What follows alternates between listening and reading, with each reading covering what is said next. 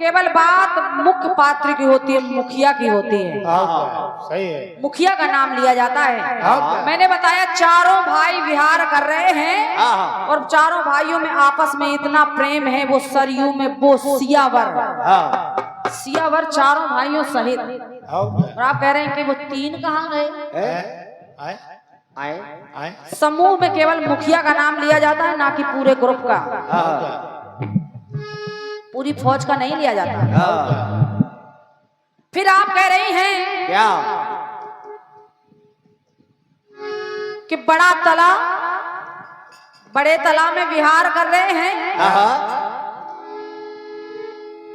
जबरदस्ती। आप कह रही हैं ये कोई साहित्यिक भाषा नहीं है। अच्छा, बड़े तला तुम्हारे गुरुजी लिख रहे हैं। बड़ा तला साहित्यिक भाषा नहीं है। मैंने बताया भी है कि मैंने इस जगह की बात बताई है। जबरदस्ती की साहित्यिक भाषा नहीं घुसेड़ी जाती दुर्गेश नंदिनी। जब मैंने बताया कि स्थान का मैं जल विहार दिखा रही हूँ, बताओ ये गुरुजी की कलम को टोक रहे। जबरदस्ती की साहित्यिक भाषा नहीं घुसेड़ी जाती। आपका नाम है दुर्गेश नंदिनी। अगर हम कहें कि साहित्यिक भाषा में दुर्गेशम नंदनियम, बहुत सुंदर है आम। ये साहित्यिक भाषा है। दुर्गेशम नंदनियम, विनयम सरयाम।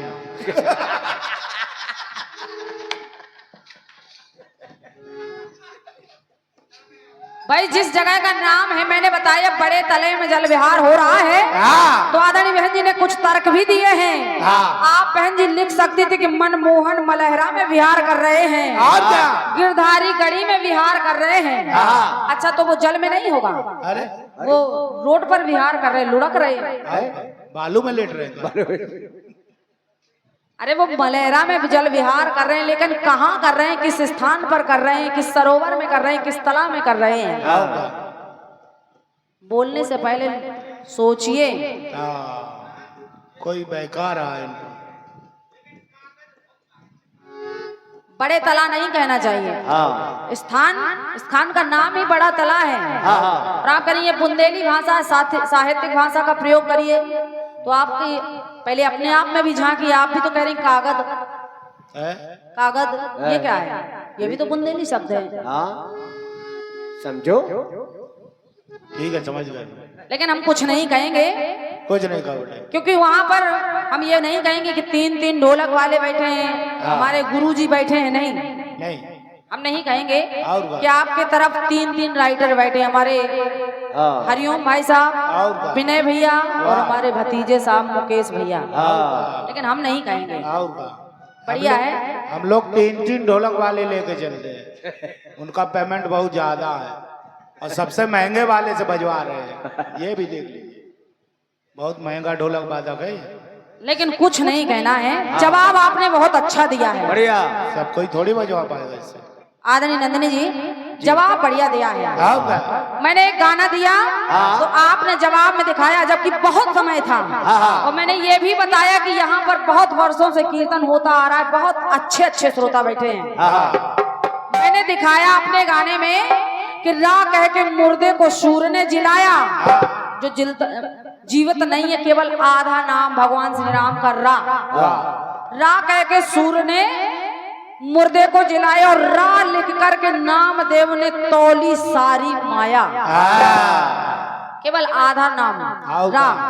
फिर मैंने बताया कि राम कह के पी पिस शंभुदानी, पूरा नाम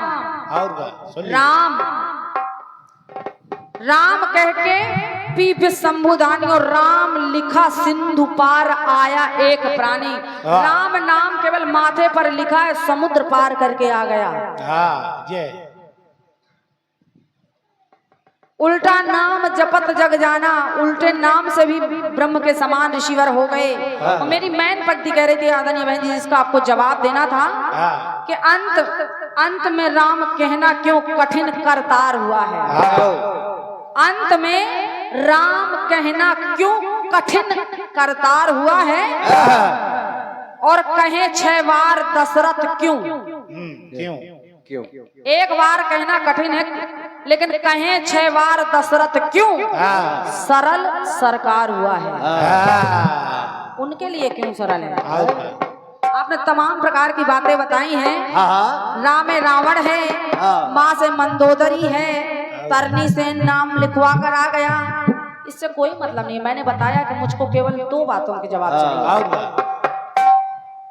चलो बेटे आज चौंचा नहीं मिलेगा।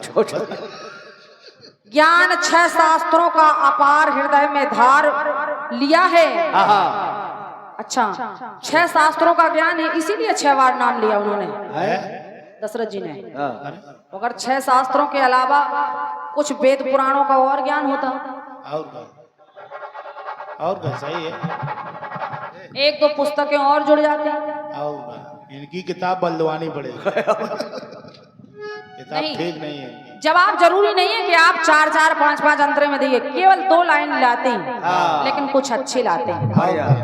और मैं जान रही हूं कि जवाब बहुत अच्छा आ सकता था, हाँ सकता था। लेकिन हमारे हरिओम भैया ने प्रयास नहीं किया। हाँ। हालांकि हम अपने भतीजे को कुछ नहीं कहें। और क्या? नहीं भतीजा बहुत सीधा है।